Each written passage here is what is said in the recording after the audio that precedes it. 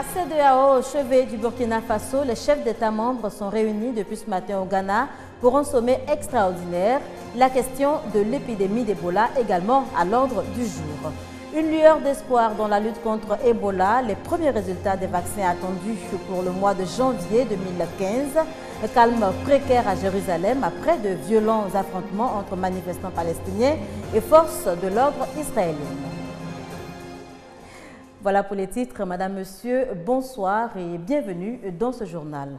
On ne connaît toujours pas le nom du président de la transition au Burkina Faso. Près d'une semaine après la démission du président Blaise Compaoré, les négociations se poursuivent pour une transition apaisée avant donc les élections fixées en novembre 2015.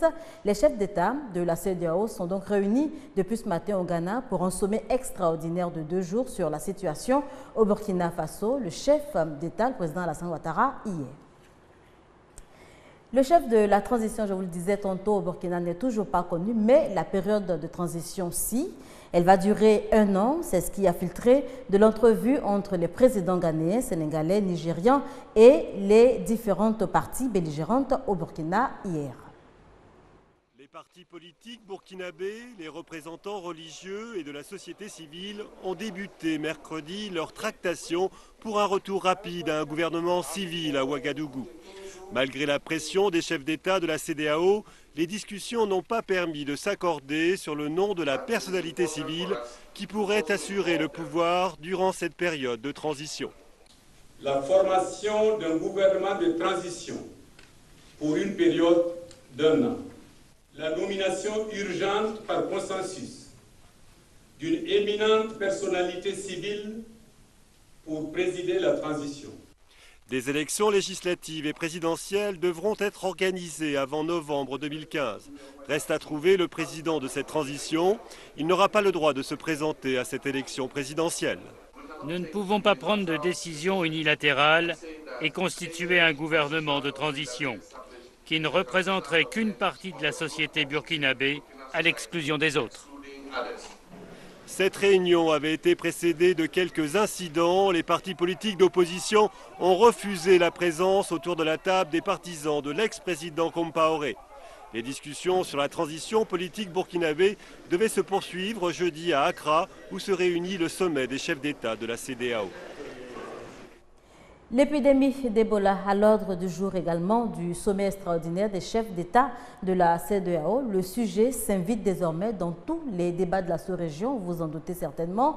Près de 5000 morts dénombrés à ce jour et le virus continue de courir.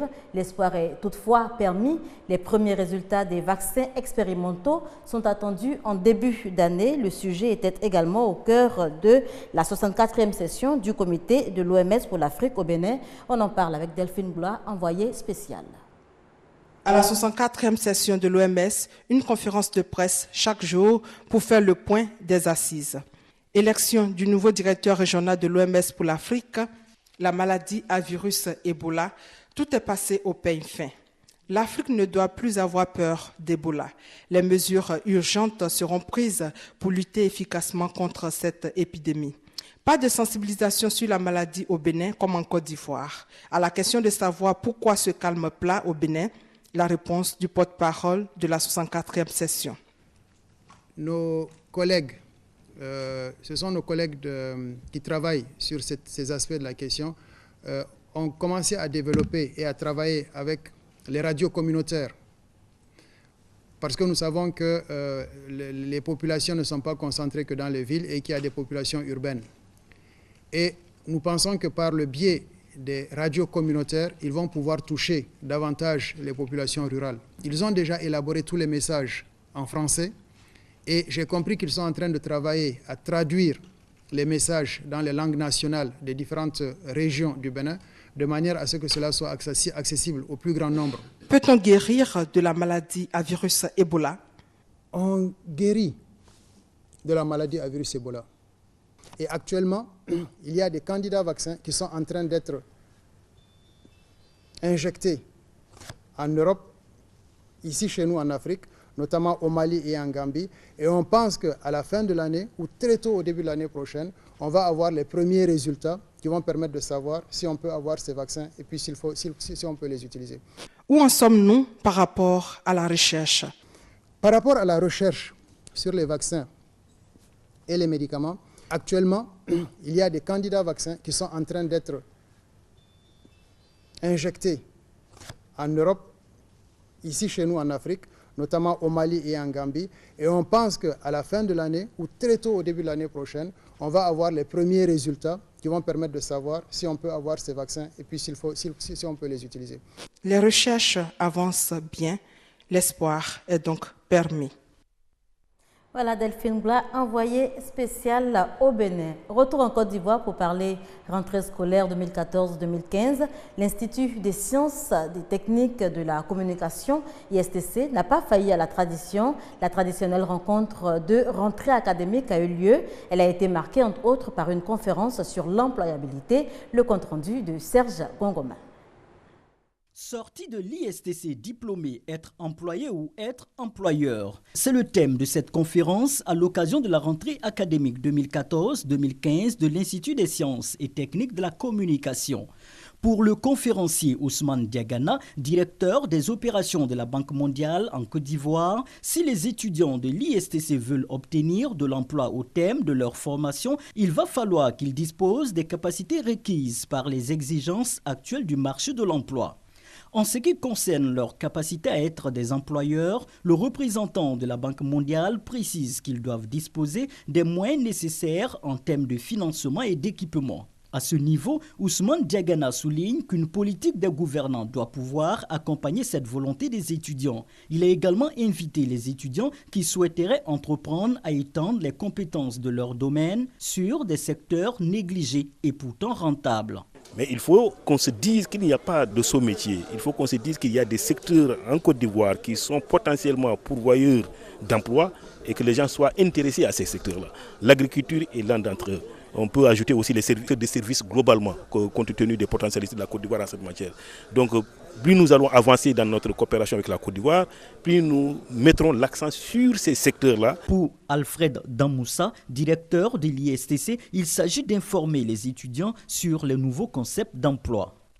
En organisant cette rencontre sur la question de l'emploi, nous entendons aussi répondre à cette formule de l'adéquation formation-emploi. Aujourd'hui, il y a de nouveaux métiers, mais est-ce que sur le terrain, ces nouveaux métiers trouvent leur application? Donc il ne s'agit plus de croire que les gens forment à des métiers qui existent et pour lesquels on ne forme pas, mais de dire qu'on forme aux nouveaux métiers et que ces nouveaux métiers doivent être pris en compte par les entreprises. John Simpson, enseignant d'anglais de nationalité américaine, a été présenté aux étudiants de l'ISTC. Il dispensera désormais des cours d'anglais dans cette école. Venons-en à présent à cet atelier de validation des indicateurs de performance du compendium des compétences féminines, atelier en vue du lancement d'un annuaire. On en sait davantage avec Gabriel Zanet. Les indicateurs de performance ou de réussite du compendium des compétences féminines de Côte d'Ivoire, COCOFSI, doivent être basés sur les faits et non sur les opinions, selon Jeanne Pémont. Le but, rendre les indicateurs efficaces et crédibles pour l'avenir. Ces indicateurs qui sont parmi tant d'autres le contrôle du budget investi dans le projet, les activités réalisées ont été validées ce jeudi 6 novembre. Je voudrais vous témoigner toute ma reconnaissance pour vos actions respectives dans la mise en œuvre du COCOFSI. Elle dénote l'intérêt constant que vous manifestez pour la recherche de solutions durables aux défis liés à l'égalité des genres en Côte d'Ivoire.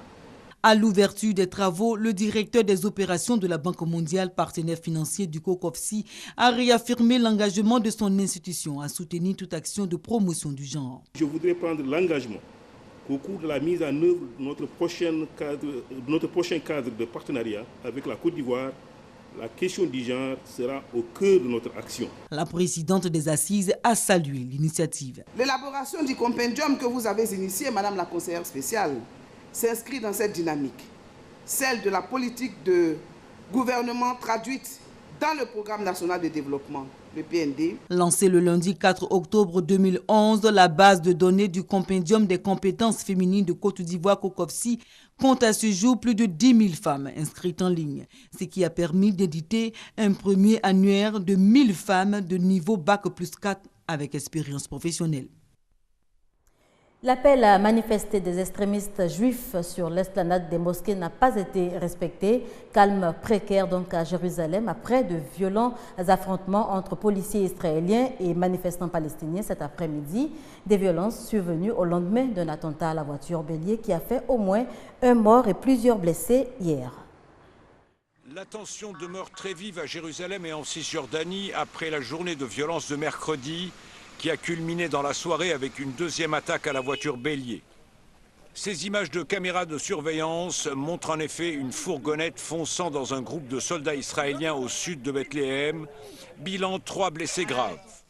Cette attaque faisait suite à celle saisie également par vidéosurveillance qui avait fait plusieurs blessés à une station de tramway sur l'artère séparant Jérusalem-Est de l'Ouest. Face à la montée des dangers dans la ville sainte, notamment après l'affrontement de l'esplanade des mosquées, suite à une provocation d'extrémistes juifs, le Premier ministre israélien a accusé l'autorité palestinienne d'être derrière les événements. Les attaques béliers à Jérusalem sont le résultat direct d'incitations d'Abou Mazen et de ses partenaires du Hamas.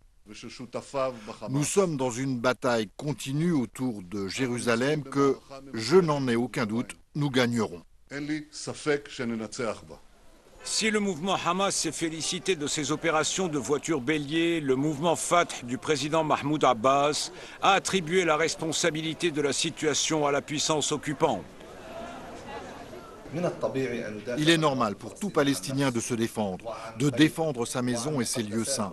Mais ce qui est anormal, c'est l'occupation de la terre palestinienne. Que fait l'occupation israélienne à Jérusalem qu'elle occupe depuis 1967 ? Conséquence de cette nouvelle vague de violence, la Jordanie a rappelé son ambassadeur en Israël et demande à l'ONU de faire cesser ces agissements graves et scandaleux sur les lieux saints musulmans. De leur côté, les extrémistes juifs ont lancé un nouvel appel à marcher ce jeudi sur l'esplanade des mosquées, un lieu qui, selon eux, fait partie intégrante du mont du Temple qu'ils veulent reconstruire. Une page sport pour évoquer le championnat national dont la nouvelle saison 2014-2015 devait démarrer le 25 octobre dernier. Jusque-là, des malentendus règnent entre la Ligue professionnelle et les clubs de football, une situation qui perdure. La Fédération ivoirienne de football a donc décidé de prendre le taureau par les cornes. Point de presse ce jeudi, on en parle avec Salif Ouattara. Initialement prévue pour démarrer le samedi 25 octobre, la saison 2014-2015 de la Ligue professionnelle de football demeure dans l'impasse.